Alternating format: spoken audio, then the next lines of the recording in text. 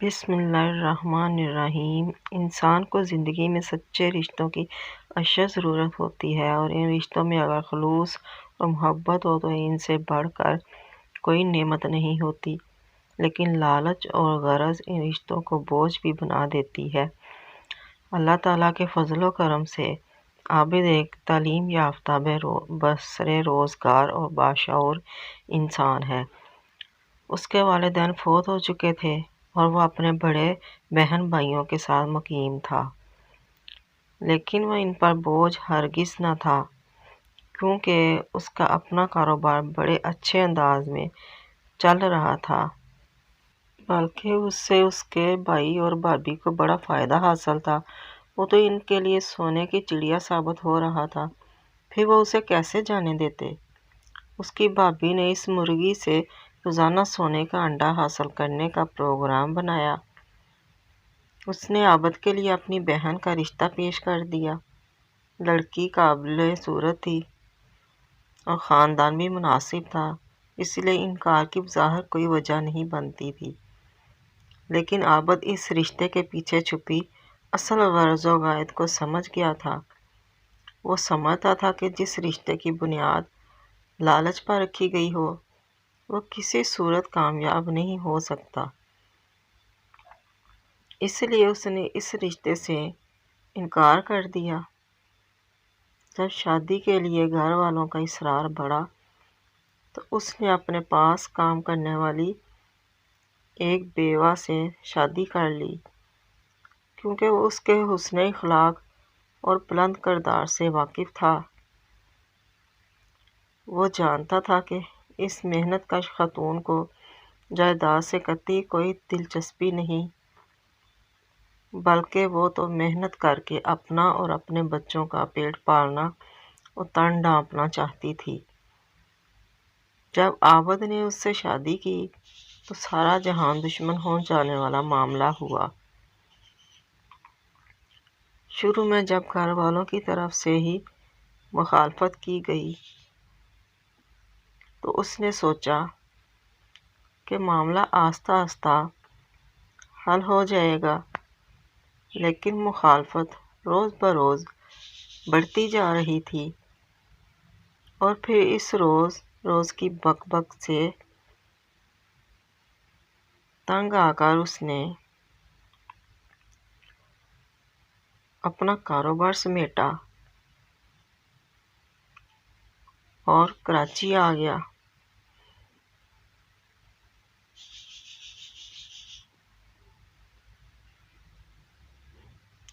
کراچی آتے اس کے ذہن میں بہت سے خدشات اور وسوسے تھے۔ اس نے تمام اندیشے نظر انداز کرتے ہوئے اللہ پر توکل کیا۔ کراچی آ کر اسے احساس ہوا کہ وہ منی پاکستان میں آ گیا ہے۔ یہاں پٹھان بھی ہیں اور پنجابی بھی، مکرانی بلوچ بھی ہیں تو سرائکی بھی، سندھی بھی ہیں اور کشمیری بھی، بہاری بھی اور مشرقی بھی۔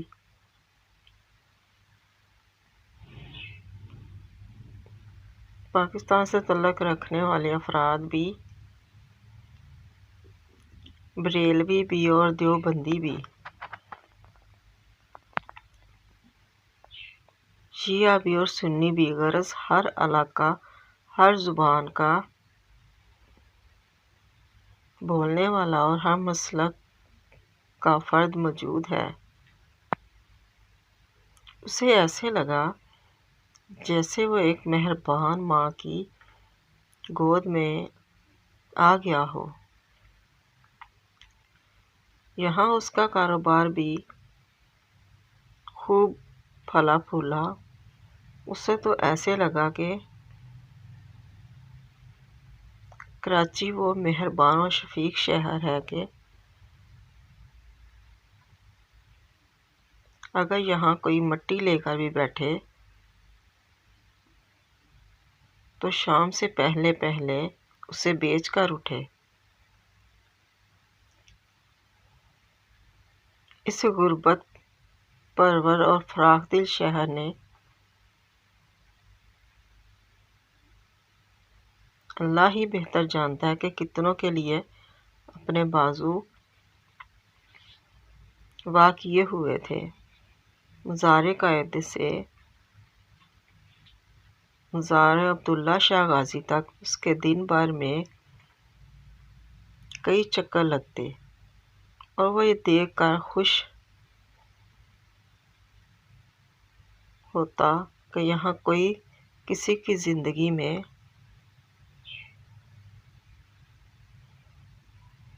بلا وجہ مداخلت نہیں کرتا۔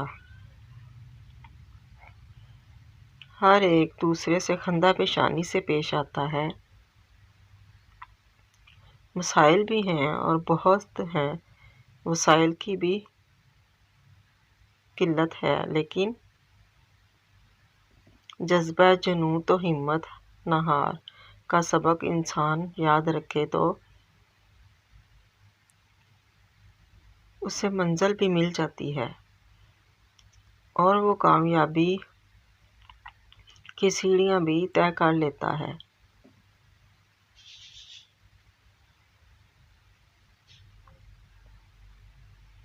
کچھ عرصہ عابد کے لیے حالات بڑے سازگار رہے اور وہ خوش اور مطمئن زندگی گزارتا رہا۔ پھر حالات نے پلٹا کھانا شروع کیا۔ اللہ ہی بہتر جانتا ہے کہ اس شہر بے مثال کو کس کی نظر کھا گئی۔ حالات بد سے بدتر ہوتے چلے گئے۔ پہلے بتہ کا مطالبہ شروع ہوا، پھر بزور وصول کیا جانے لگا۔ یا الہی، یہ بم دھماکے، ٹارگٹ کلنگ کو برائے تاوان اندھا دھند فائرنگ، یہ سب کیا ہے؟ یا رب رحم فرما۔ ہر دم یہی دعا اس کے لبوں پر ہوتی۔ گھر سے نکلتے ہوئے اسے ڈر لگنے لگا۔ کراچی جس نے اسے اپنی آغوش میں پناہ دے کر بہت سے سکھ دیے، اب اسی کراچی میں عابد کے لیے زندگی کی راہیں تنگ ہو رہی تھیں۔ ایک شام وہ گھر پہنچنے والا تھا کہ اسے اطلاع ملی اس کے بیٹے کو اغوا کرنے کی کوشش کی گئی ہے۔ اس کی بیوی نے مزاحمت کی کوشش کی تو اسے گولی مار دی گئی۔ اس کے لیے ابھی امتحان ختم نہیں ہوئے تھے۔ ایک روز اس کی فیکٹری کو آگ لگ گئی اور سب کچھ جل کر راکھ ہو گیا۔ برسوں کی محنت اور لگن سے اس نے جو آشیاں تعمیر کیا تھا وہ بکھر کر رہ گیا تھا، مگر اس سب کے باوجود وہ مایوس نہیں ہے، کیونکہ وہ کراچی کو بھی جانتا ہے اور یہاں کے لوگوں کو بھی۔ اس سے معلوم ہے کہ وہ ہم میں سے نہیں ہے جنہیں اندھیرے پسند ہیں۔